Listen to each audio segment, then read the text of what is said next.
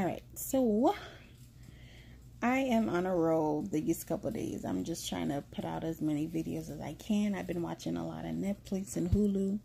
So I want to do a kind of a short review after I watch everything. So earlier today, I watched this new movie on Netflix called Dumplin with Jennifer Aniston and a bunch of other, up and coming actors.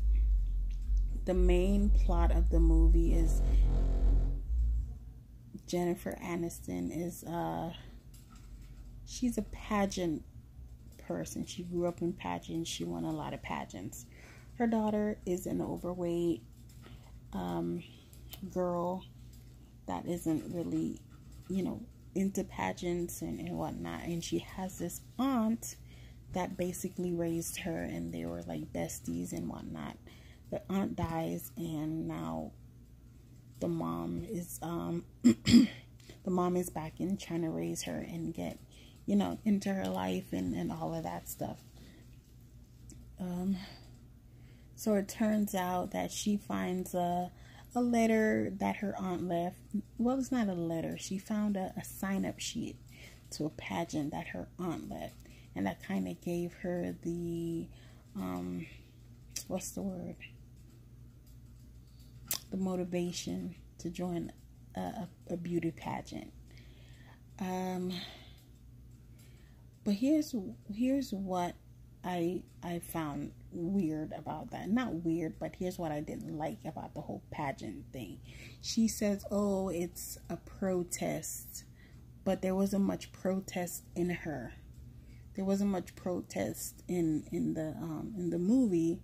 So it wasn't much of a protest. It's like they just threw that out there just because she was big, and to make it seem like she only joined it for a protest. No, that the movie didn't reflect that at all. So yeah, she joins the pageant. She ends up getting disqualified because her mom is very anal about the pageant rules, and she broke a rule, so she got disqualified. There's another fat girl in there, thick girl in there, and she ends up winning first runner-up, which really hit me. But then the regular pageant girl won first place, which I like that about the movies, that they didn't go too much into a fairy tale mode.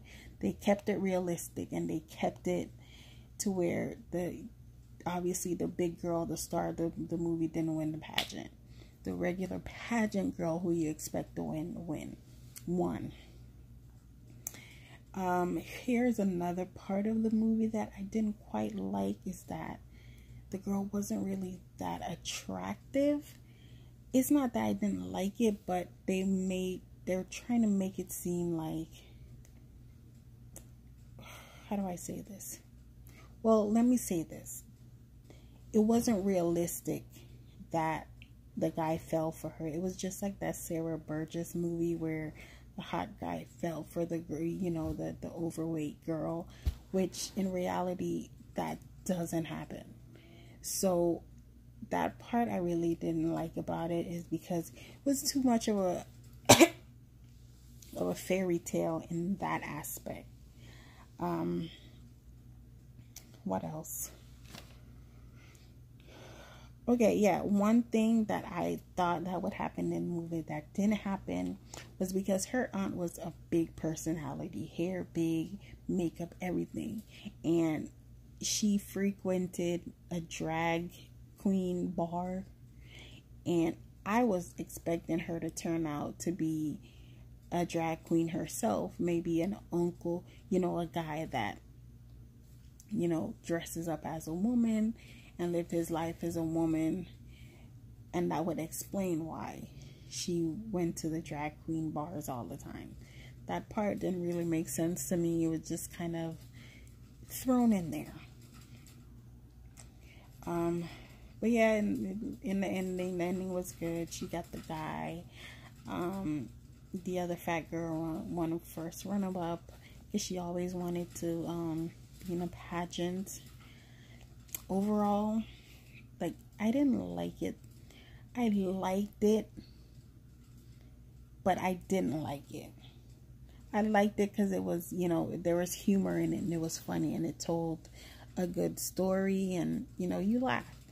But I didn't like it because I think it was just a little bit too unrealistic. It didn't really show too much of the build-up. It didn't show too much of the character evolving. They just kind of throw things in there out of nowhere, and it didn't make sense. Like, there's point A, and then they will bypass point B and end up at point C, and then kind of explain it later. I didn't like that about it. Is it a good movie? Would I recommend it? I would say yes. I would recommend it. I'd probably give it a 1.5 stars out of 5. There wasn't much mystery. There was humor and it was a little funny. Jennifer Aniston is a great actress, and I hear that it's loosely based off of her relationship with her model mom. What else? Yeah, that's it. There wasn't much depth to the movie. There's this big girl. The little hot guy likes her. They get together, and that's about it. She's insecure 1 minute, and then it's like the first part of the movie she was insecure, and then after that it was like they don't explain how she got over it. They don't explain why she's not insecure anymore. It's just a pile of Netflix mess. Like they said, Netflix buys anything. Their movies are usually on point and amazing, but this one wasn't amazing. It was just good to watch. Like, if you can't find anything else to watch, I would recommend you watch it. The humor is there, but everything else isn't. And that's it.